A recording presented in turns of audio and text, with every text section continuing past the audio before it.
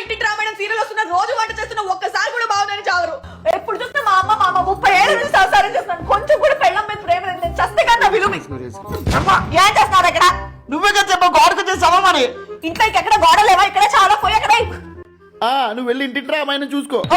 చూసిన మా అక్క మా చెల్లి మా తమ్ముడు అనుకుంటే వాళ్ళ గురించి ఆలోచిస్తే పెళ్ళం బిడ్డల గురించి ఎవరు పట్టించుకుంటారు? వాళ్ళ అమ్మాయిలు చెల్లి ఉంటే చాలు, మనం అవసరం లేదమ్మా. ఆదివారం వస్తే చాలు రావు గారు సుబ్బారావు గారు అనుకుంటే వాళ్ళని వేసుకొని వెళ్ళిపోవడమే. పెళ్ళం పిల్లలతో టైం స్పెండ్ చేద్దామనే ఉండదు మీకు. వెళ్ళండి, రావు గారు సుబ్బారావు గారు మీకు వంట వండి పెడతారు, అమ్మ పెట్టదు.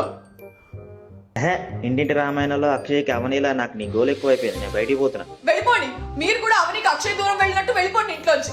నేను కూడా మీరు వచ్చేసరికి వెళ్ళిపోతే అప్పుడు తెలుస్తుంది మీకు. వెళ్ళిపోనా అన్న, వెళ్ళిపో, నువ్వే మాకు అవసరం లేదు. అమ్మా నేను నీకున్నానే. 20 రూపాయలు వచ్చి కాయగూరలు తీసుకురారంటే 10 సార్లు ఆలోచిస్తా. నువ్వు నాకున్నావు, నన్ను పోషిస్తావా? అయినా నాన్న మీద అరుస్తున్నావు ఏంట్రా?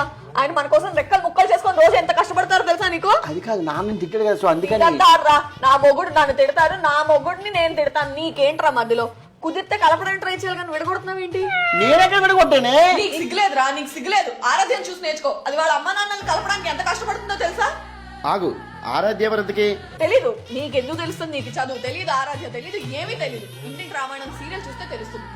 బాబులా ఇంతకీ ఆరాధ్య వాళ్ళ అమ్మ నాన్ని కలుపుతుందా కలపదా? ఇంతకీ మా అమ్మ నాన్న కలిసి ఉంటారు లేదో. ఒరే అమ్మా